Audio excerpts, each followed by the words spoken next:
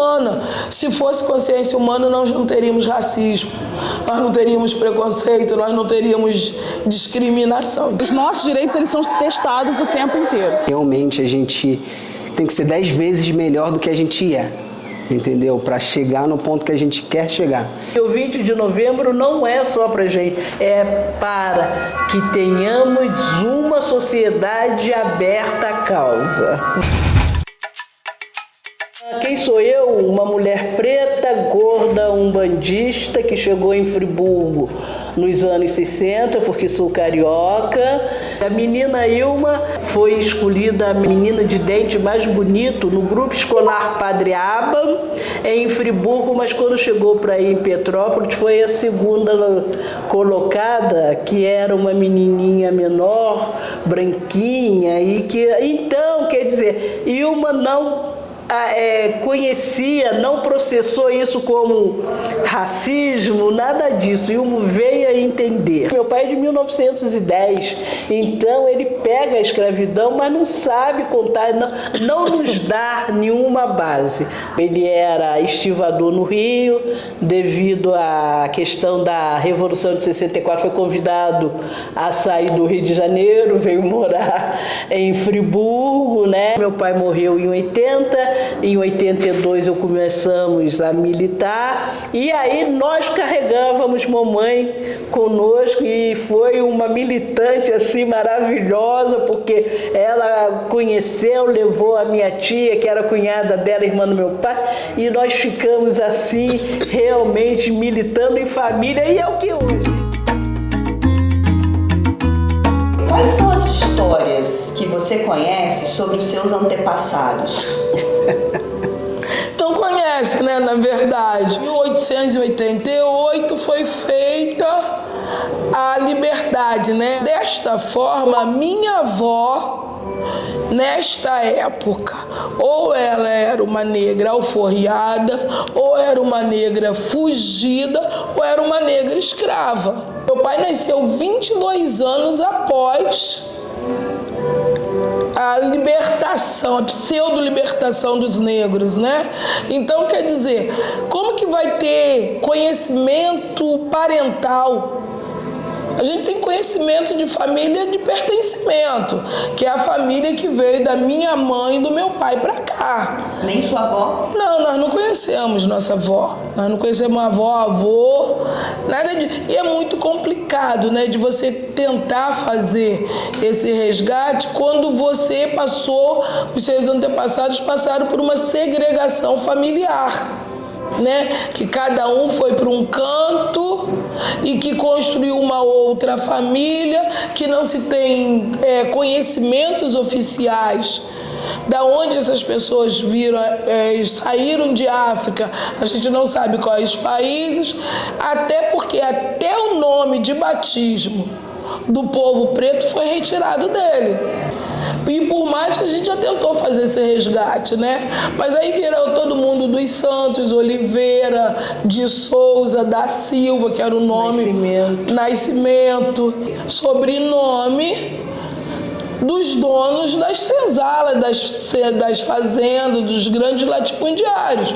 O que nós temos hoje é um sobrenome emprestado. Não é um sobrenome original. Qual que é a informação histórica que você tem sobre os seus antepassados? Nossa, até que ponto? Minha tata por parte de pai. Só que eu tenho informação por ela, mais ou menos, bem mais ou menos. A minha tata por parte de mãe era puri, era indígena.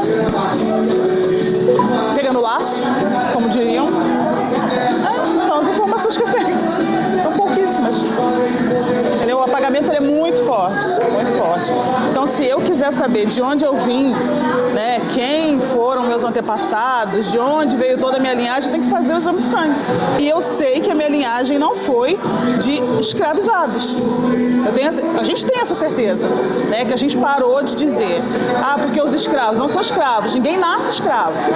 A gente nasce escravizado. Quem nasceu na época, no período da escravidão, foi escravizado. Ninguém tem essa etnia de escravo. Não existe isso.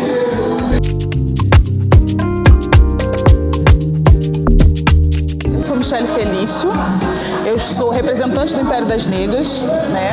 O Império começou há 9 anos atrás com uma brincadeira de amigas, a gente se reunia para poder dançar, aí quando a gente começou a andar junto, a pessoa começou a, tá, o que elas são? São um grupo de dança. Aí começamos a hashtag Império das Negras, que a Mayara já tinha isso em mente há muito tempo, mas ninguém sabia o que era. Aí começou essa de, salão de beleza, loja de roupa, vai fazer unha, porque ninguém acredita que a gente vai ser outra coisa além disso. Hoje eu, Michele, né, 9 anos depois eu tenho essa consciência, tanto que só jogavam para esse lugar. Até que uma amiga nossa, ela teve uma questão muito séria, que aí não teve como deixar passar. Aí um outro amigo juntou e falou assim, não, vamos fazer uma roda, vamos conversar todo mundo junto, vamos fazer com que os nossos momentos eles tenham um sentido, que todo mundo consiga chorar suas dores e tal. Aí foi nossa primeira roda de conversa com o psicólogo. Aí depois, e se a gente tiver aula de história? Porque a gente não sabe a nossa história. Porque a gente aprende na escola, não é nem metade, né, nem um terço do que a gente precisa aprender. Aí começamos, né, devagar com aula de história sobre o nosso povo. Nossa primeira professora, ela foi branca, né? Ela com muita boa vontade, querendo muito ajudar e tal. E depois a gente conseguiu, né, o professor Carlos, que ele estava terminando de se formar e tal, e ele começou, ele se dispôs, ele está com a gente até hoje. E hoje nós temos também a prima dele, que trabalha com a gente até hoje. Temos a Raíssa, que se formou agora há pouco. E ela deu uma palestra para o Império esses dias também. E assim, é o nosso maior orgulho, a gente começar uma coisa assim bem devagar e ter pessoas que saíram do Império e hoje elas têm uma formação voltada para o que a gente precisa hoje. A gente gosta de falar que o Império das Negras é um lugar de aquilombamento, porque assim, a gente tá com, igual Friburgo.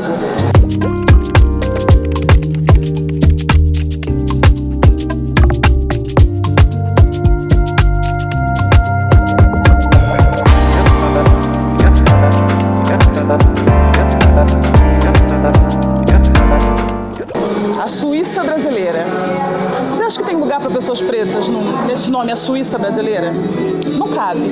Então, toda vez que a gente ouve esse nome, a Suíça brasileira, dá aquele vazio. Tá aí, gente. A gente entra onde? Onde é que eu fico? A gente volta lá na TV dos anos 90.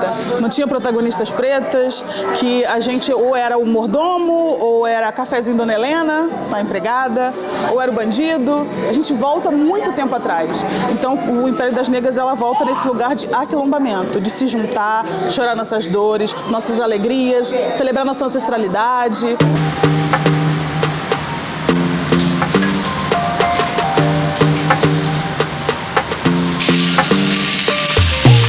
Desde criança eu sempre acompanhei minha avó cozinhando e aí minha paixão aflorou.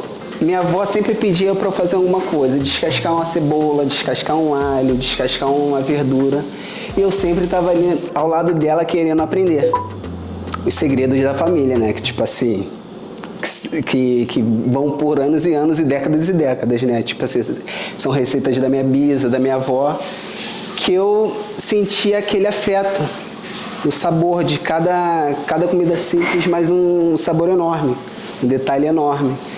E eu queria passar adiante esse detalhe para todas as pessoas que convivem ao meu redor também sentir um pouquinho desse afeto, desse carinho, do sabor.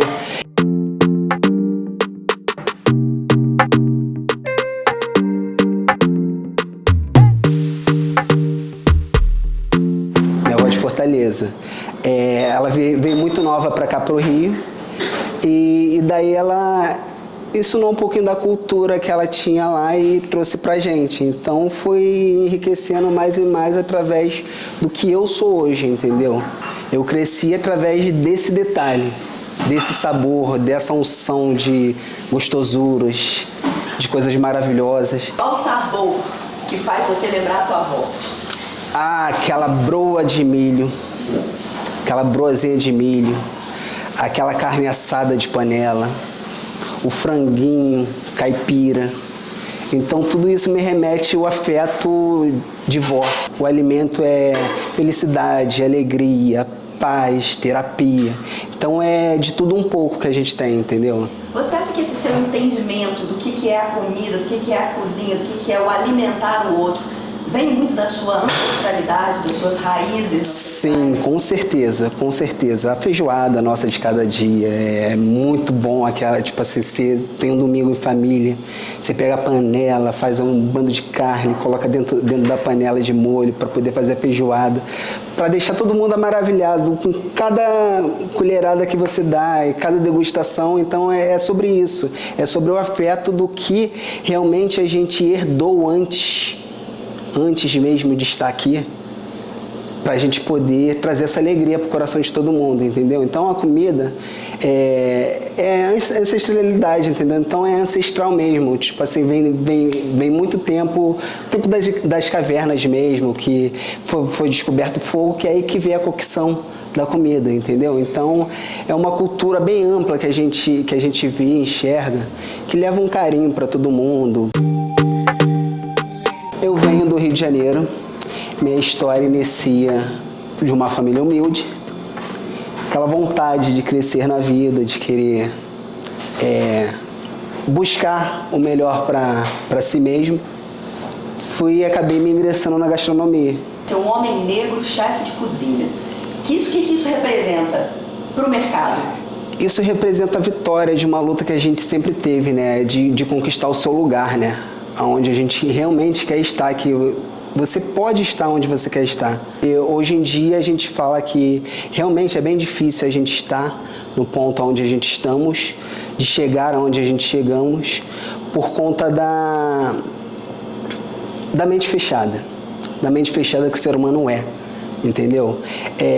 A gente vai conquistando cada espaço, cada lugar, porque você é capaz de fazer isso.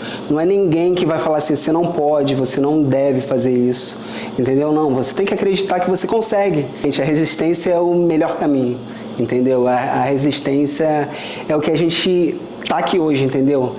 Você vê muita gente negras na gastronomia, antigamente era muito difícil. Hoje em dia você vê um leque bem maior de pessoas negras, de mulheres negras.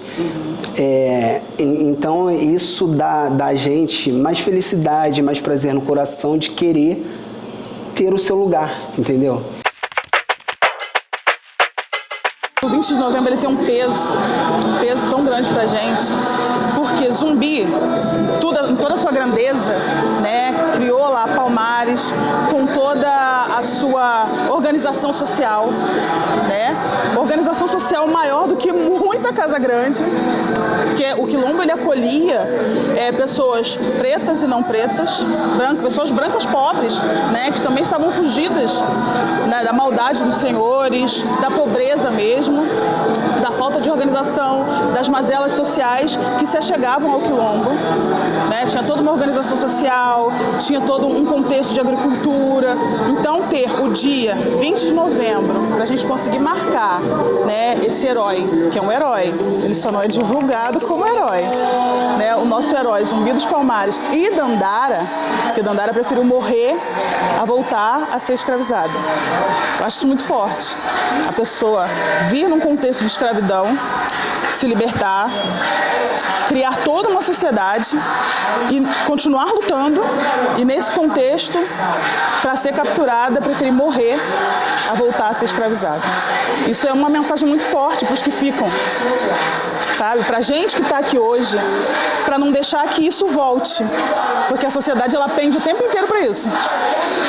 O tempo inteiro. Os nossos direitos eles são testados o tempo inteiro. Então, dia 20 de novembro é sempre aquele marco de ainda temos que lutar. Nós ainda estamos aqui. Nós construímos isso embaixo de suor, de sangue, de muita lágrima. Então, ainda temos que lutar, ainda estamos aqui. E o dia 20 de novembro, para mim, é imprescindível por causa disso. Porque se for colocar que todos nós somos iguais perante a sociedade, por que só uma parte da sociedade está morrendo todos os dias pela bala achada da polícia? Não é mais bala perdida. E quando encontra um corpo, foi encontrado literalmente. Não faz sentido você dizer que somos todos humanos, sendo que a maior parte da violência contra a mulher é contra mulheres pretas. A parte do racismo e do bullying dentro das escolas é para crianças pretas. Não tem sentido. Todo sangue é vermelho. vermelho, exatamente, todo sangue é vermelho. Mas a cor, a forma que somos lidos, a forma que somos tratados perante a sociedade, ela é totalmente diferente. Então não adianta você dizer pra mim que a sua avó é negra se você ainda não consegue olhar com um pouquinho de carinho como a sociedade tratava e maltratava a sua avó. Racismo não foram os negros que criaram, quem criou que tem que acabar. Então, boa sorte pra vocês. Isso aí é um problema que não é nosso. A gente fala disso porque atravessa a gente diretamente.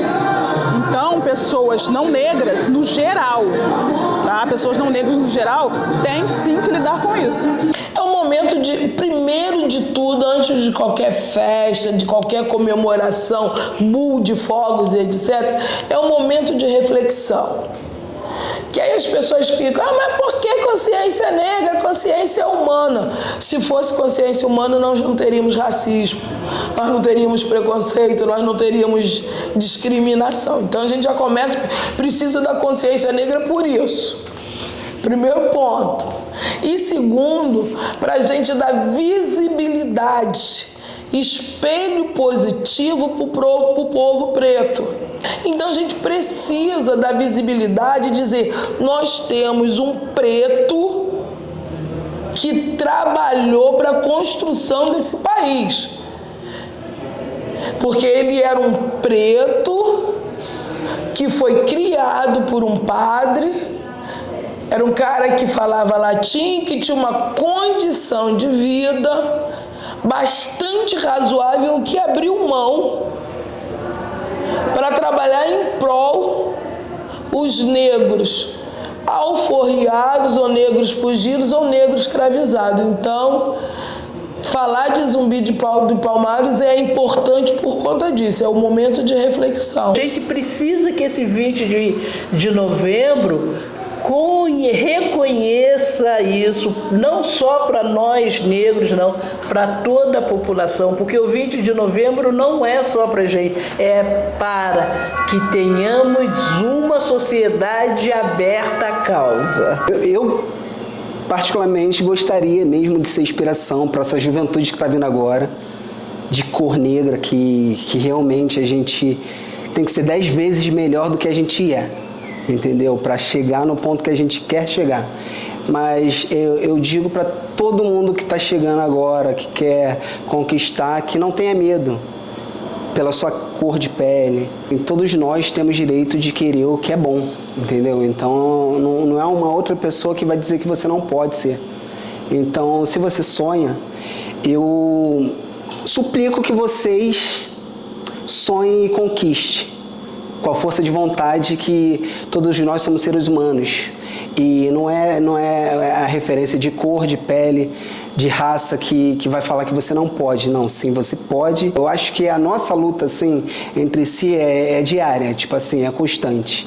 Então você tem que dar ênfase a todos os dias do que você vive. Não só um dia, entendeu? Tipo assim, cada vitória para uma pessoa negra é todo dia, não é um dia só. Então é bem importante você lutar todos os dias para chegar onde você quer, senão você não consegue chegar, entendeu? Então essa é a realidade do mundo de hoje em dia. Você, como negro, você tem que caminhar 10 vezes à frente de uma outra pessoa. A oportunidade vem, mas se houver uma outra pessoa com mais qualidade de vida, assim, financeiramente, de outro tom de cor, de pele, provavelmente ele vai ter vai ser mais favorável do que uma pessoa negra. Entende? Você perdeu alguma vaga? Sim, já, bastante vagas. Mas nunca me abalei por isso. Sempre levantei a cabeça e sempre fui em busca do que eu queria. Hoje em dia eu sou chefe, graças ao bom Deus e à minha avó que me deu toda essa herança.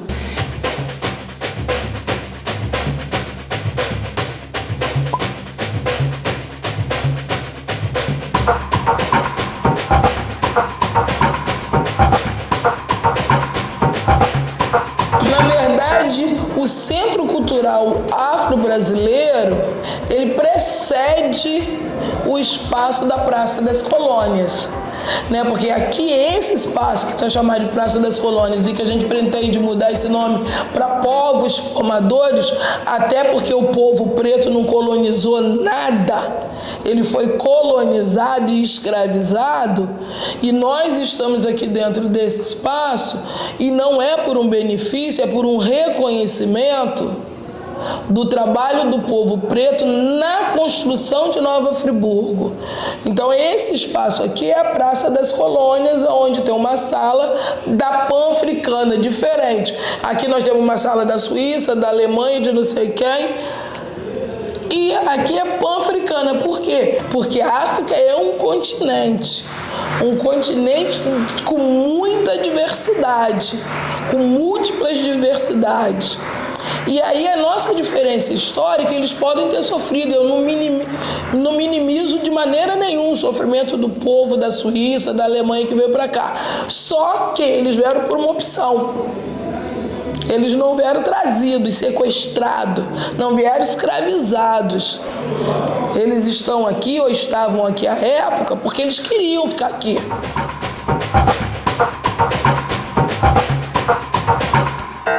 Nós costumamos trabalhar muito com um aluno, tanto da rede pública, tanto com a rede privada. O Colégio Marca veio uma equipe aqui para contar a história do povo africano. A questão do racismo, o adulto racista, a gente não tem mais jeito. É caso de polícia, já tem lei que para cuidar dele. O adulto racista é caso de polícia. Não é educação, não é conscientização. Mas a gente pode começar a trabalhar para que as crianças não se tornem um adulto racista. E é através da educação. Lutando para que as escolas usem e abusem da Lei 10.639, que fala da literatura afro-brasileira, da cultura afro, e da 11.645, que fala, antigamente era dos índios, hoje dos povos originários, né? Que é uma lei que as escolas tem ferramenta para trabalhar, mas que se trabalha muito pouco. E aqui a gente procura a todo momento estar inserindo essas leis às crianças para que a gente consiga, não precise em um futuro, eu sou antirracista. Não, eu sou uma cidadã com os mesmos direitos de todos os brasileiros. Mas enquanto isso não acontecer, nosso espaço estará aberto para trabalhar a cultura do antirracismo, do combate ao racismo. Os sambas enredos ligados à nossa cultura, a cultura preta brasileira. Então sejam bem-vindos, a tarde é de vocês, a tarde é nossa. Aproveitem os sambas que vão estar aqui.